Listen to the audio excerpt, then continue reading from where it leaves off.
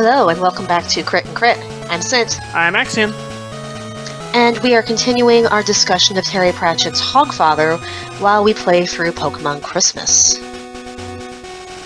And it's really interesting just how Christmas has changed over the years. Like, as we mentioned back when we did A Christmas Carol last year, Christmas itself was not really that important a holiday until the publication of A Christmas Carol and all the nostalgia it excited in his era of London. And yeah, thanks to Dickens, Christmas was saved and has become the monster that cannot be fed. But that's not really taught too much in history. Everyone just kind of assumes that the way things are today is, until less told otherwise, how things were. And in many cases, history is not really as we remember it because details have been lost to time or actively hidden in time. Because they're just not things people really want to think about or people misunderstood. So, yeah. Anytime we study the past, it is through the lens of our own perspectives. Which is to say, we're talking about the sanitization of history. Which is a very loaded subject in the current day. Well, the way I was going to approach this was a lot of history, if you say it with just the facts, ma'am, is not really something that a lot of people would probably be comfortable with their children learning about. Which is to say, elementary schools are really big on the first Thanksgiving. They tend to conveniently leave out all of the coercion and smallpox involved with it, and focus on the pilgrims and the turkey and sharing. Yep. Because we want our kids to learn about sharing. The rest is way too complicated to explain to 5-year-olds. And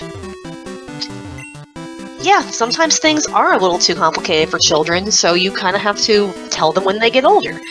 But the longer you put that off, the harder it gets to have to, essentially retcon your own history. And this kind of comes up in, holidays.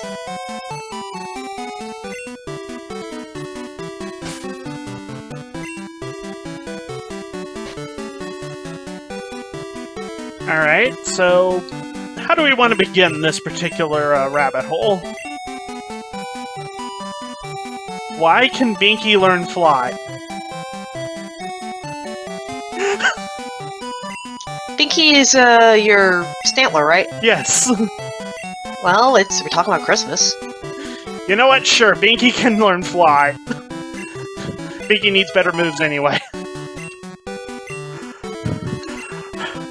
On to the sky, Binky!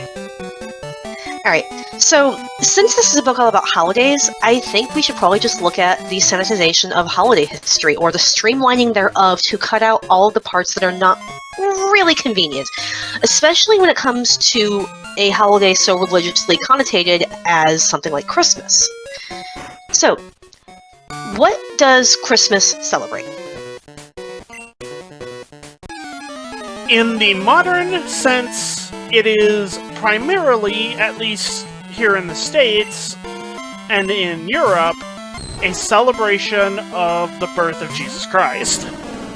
Despite the fact that some theological scholars in recent years have determined that the most likely actual birth month for historical Christ would be around April. Mm-hmm. So, that's a fact that does not work with what is told, even though it's quite innocuous. It's just, here's the birthday. But when Christmas was being, established, it became convenient for the purposes of conversion amongst Rome to link the new holiday to one that was already widely celebrated.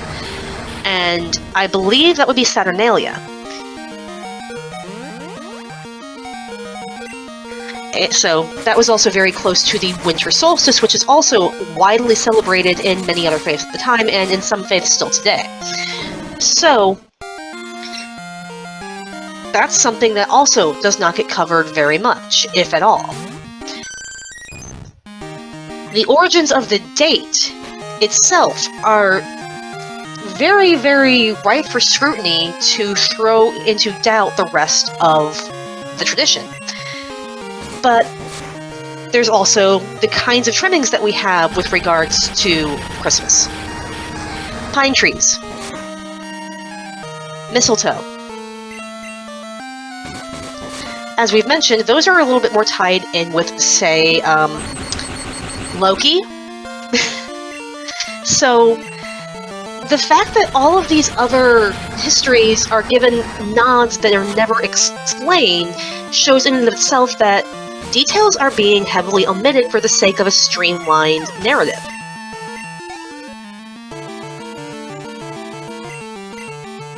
And I think this shows itself quite well when Death as the Hogfather actually makes an appearance in the department store.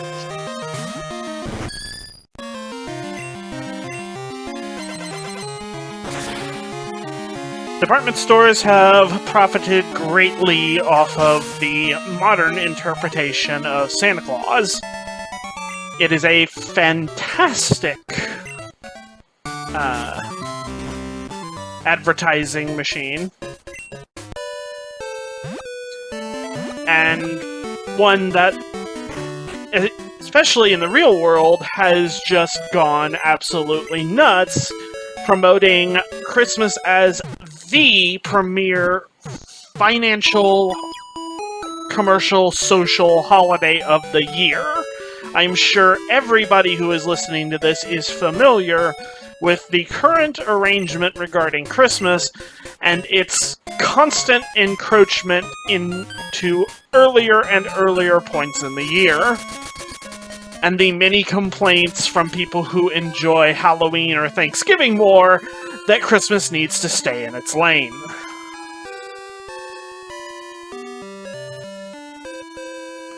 Yeah, I honestly did not mean to go into that much detail regarding the commercial side of Christmas so much as the reality of the Hogfather sleigh as told by 4 gigantic boars versus the cartoony, whitewashed, sharp edges filed down version that is shown to children. But admittedly, the same thing happened with Santa in the real world. We think of Santa's sleigh as being pulled by 8 tiny reindeer, these cutesy little Rankin Bass animated or old stop-motion cartoons of these little felt and clay-looking cartoony little reindeer. Have you ever seen a reindeer in real life? They're not as big as a moose, but they're still pretty big. Reindeer bites can be pretty nasty. Oh my word. But yeah, anyway. The staff had worked really hard. The Hogfather's sleigh was a work of art in itself, and the pigs looked really real and a wonderful shade of pink. Fast forward about 5 minutes when Death arrives. The grotto display changed. Just a fraction of a second, Mr. Crumway had the sensation of speed as though what appeared had screeched to a halt. Which was ridiculous. The 4 pink papier-mâché pigs exploded. A cardboard snout bounced off Mr. Crumway's head. There, sweating and grunting where the place where the little piggies had been were... Well, he assumed they were pigs because hippopotamuses didn't have pointy ears and rings through their noses. But the creatures were huge and gray and bristly, and a cloud of acrid mist hung over each one. The sleigh had changed too. He'd been very pleased with that sleigh. It had delicate silver curly bits on it. He'd personally supervised the gluing on of every twinkling star. But the splendor of it was lying in glittering shards around a sleigh that looked as though it had been built of crudely sawn tree trunks laid on 2 massive wooden runners. It looked ancient, and there were faces carved in the wood, nasty, crude, grinning faces that looked quite out of place.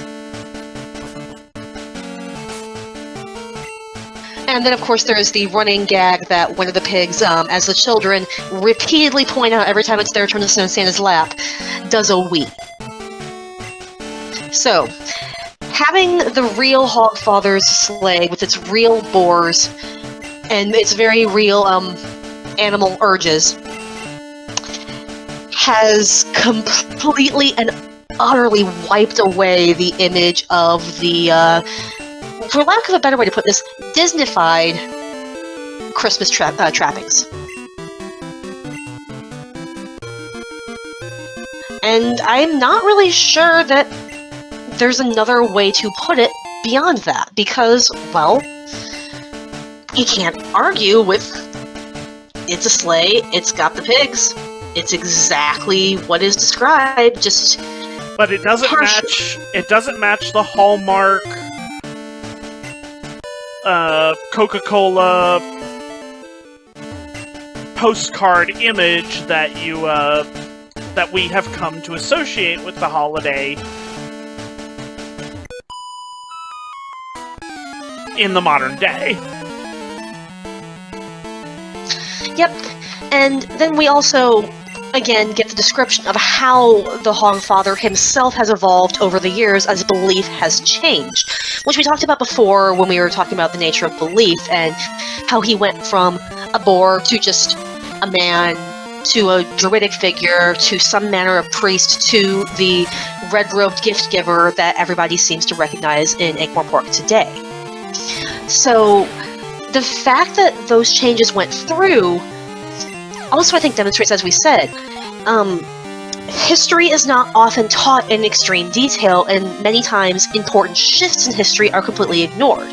Like, to continue the analogy of Hogfather and Santa, Santa Claus, also known as Saint Nicholas, well, they're often conflated as the same person, but I think it's often not covered as thoroughly in catechism, and I say this from my experiences with such an upbringing, St. Nicholas's history.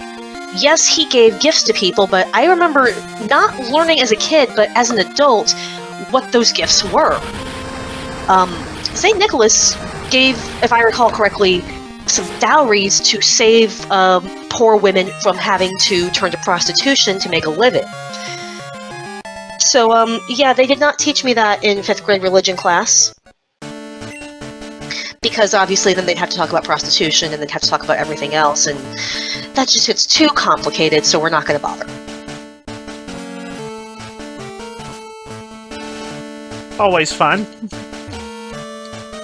But, yeah, so the fact that there is such a connection with a figure who is often purported to basically be Santa, which, to and be it's fair, not often discussed. Santa himself is a conglomeration of multiple historical figures and mythological figures. He's got Saint Nicholas, and my point yes. is that there's such a complex milieu behind him that never really gets discussed. So, because it's too complicated, or there's too many awkward questions that would be raised, so we pare things down, we mash things together, we simplify things, we move things around, and a lot of important history gets left behind because it dirties up the narrative, one way or another. Mm-hmm. And that's just talking about just what people do from day to day, of just, it's easier to just explain it this way than to explain the intricacies and nuances to, especially to young children. And that's before you get monetary interests involved. You take that, and then you introduce the issues of the people who stand to make or lose money off of how this historical figure / mythological figure / religious holiday icon is presented, and that just multiplies it even further. Yep, and we kind of see that with regard to the department store again, where Mr. Crumley does not know how to respond to the fact that Death Santa has managed to ruin his marketing opportunity to sell more of his toys by giving away things that he brought in himself, so he can't even get him kicked out for stealing, because he's not. So, yeah. The idea of, because remember, Death does not understand all these human nuances of the holiday. He's been told, on Hogs Watch people give gifts, so he's giving gifts. What do you mean I'm not supposed to do that? How come I'm only giving good gifts to the rich children? What about the poor children? And yeah, there's all sorts of intent that's muddled up in there that is not explicitly stated in the description of the holiday.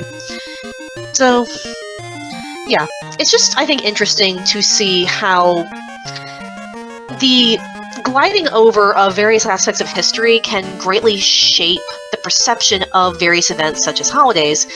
And a holiday is probably, I think, one of the more innocuous ways we could examine this, all things considered. Like, because, I mean, hey, it's just a holiday, right? Well, nowadays, yes, but the origin of the word holiday is holy day, and people take their holy days very seriously. Yeah, I just meant more in the sense of, like, it's a special day, but it's not on the same level as, let me just gloss over an entire nation or people and downplay their role in history. You get what I mean? Oh yeah, no, I understood what you meant. I'm just saying that, on the one hand, yes, on the other hand, what we see as just holiday, just a day off of work and maybe a bit of celebration and some social events and behaviors surrounding it, can also be something of extreme importance to people to whom such a dismissive reaction might be taken just as badly as ignoring someone's historical establishment of their culture or something like that. It's just that within our culture, holidays don't always have that same kind of impact.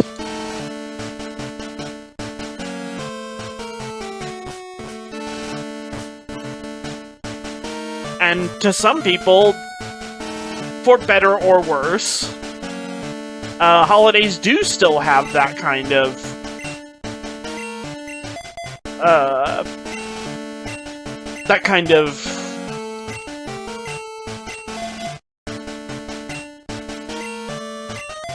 immense importance and substance to them.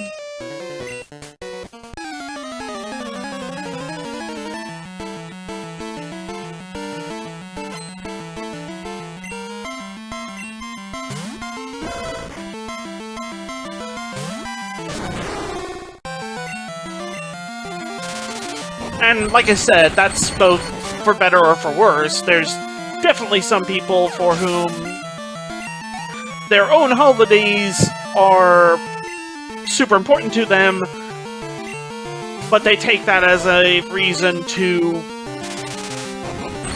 override other people's celebrations.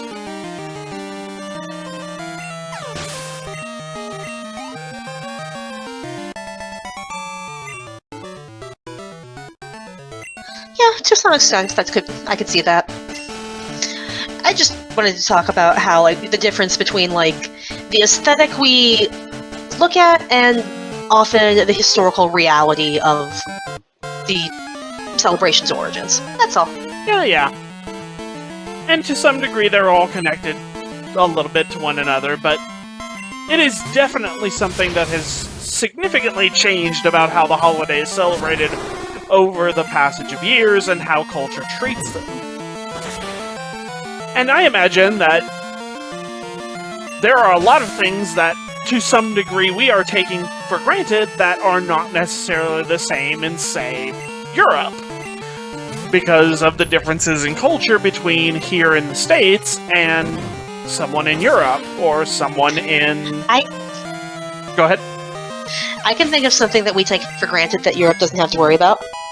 What's that? Dying at Walmart over an Xbox. Yeah?